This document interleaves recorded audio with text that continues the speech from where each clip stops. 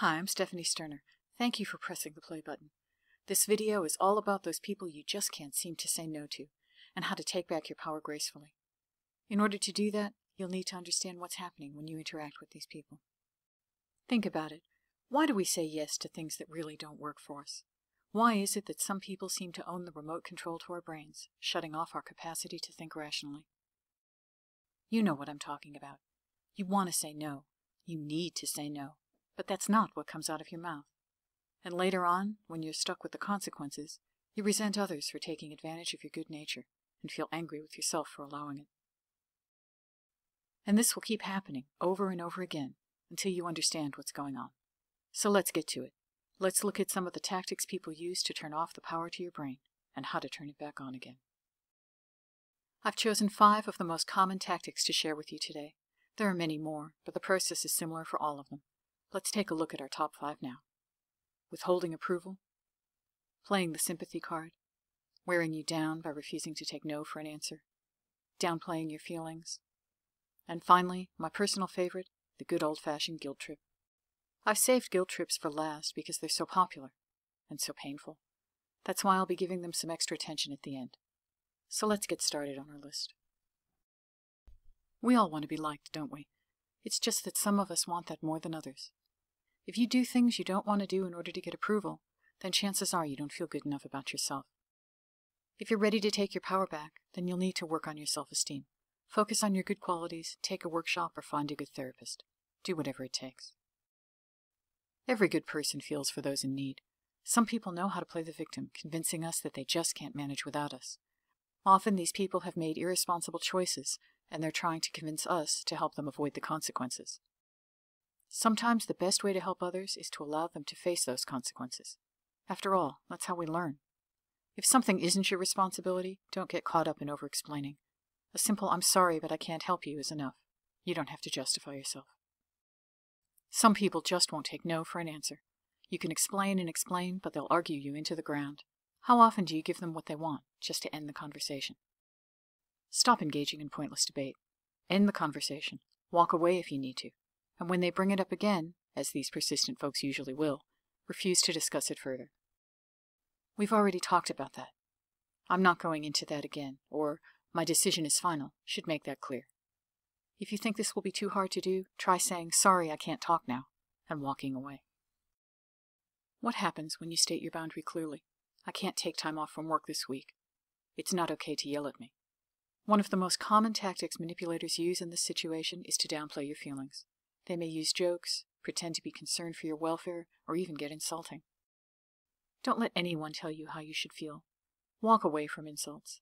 And as for the jokes and the false concern, you can simply repeat your decision and move on.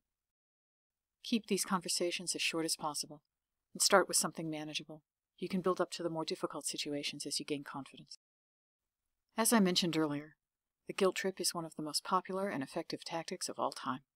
There are many ways of triggering guilt, but here are some of the most common ones. Making you feel selfish. Your sister manages to find time for me and she has 3 children. Why can't you? Suggesting that their needs are more important than yours. But I can't get alone without you, and you know how much I need this. Questioning your reasons.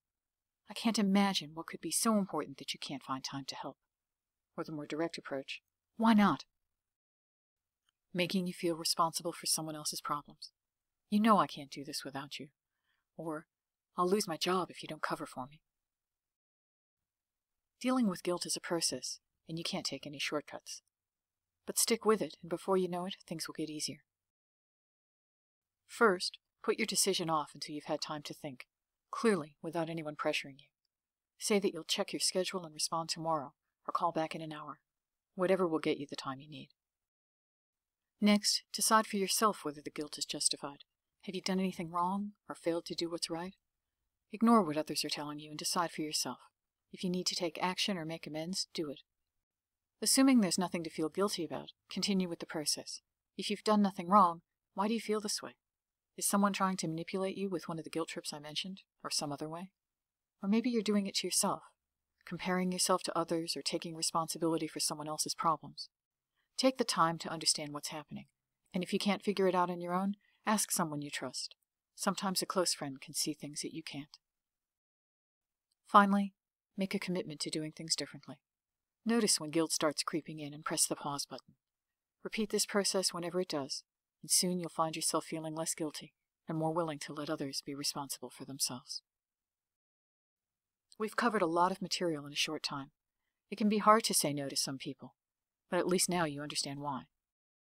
People who are willing to use these tactics, and others that we don't have time to cover here, have a distinct advantage over you. They know how to push your buttons. They're happy to trigger painful feelings of guilt, pity, hopelessness, and low self-esteem, all to get you to do something that isn't right for you. It's tough dealing with these people.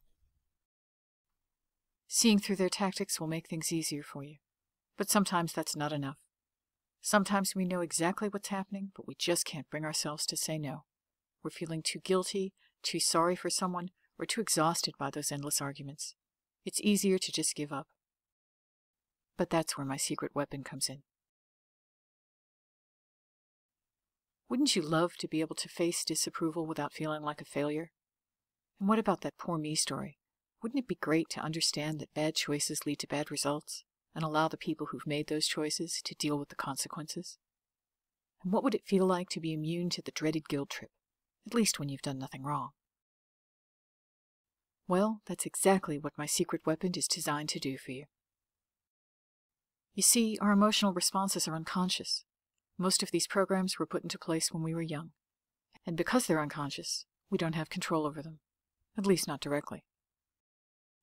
Think about it. Do you choose to feel angry or sad or lonely? When someone tries to make you feel guilty, do you choose to go along, or does it happen by itself? It's a programmed response. It happens automatically.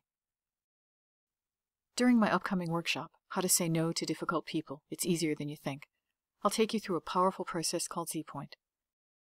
It's part guided meditation, part relaxation, part mantra, and I think you'll love it. With Z-Point, you don't need to be a slave to those automatic responses. You can change them. And you can practice Z-Point at home, on your own, so you can continue your progress after the workshop. My workshop is short but powerful. You'll be finished by lunchtime, but by then you'll have everything you need to start taking your life back.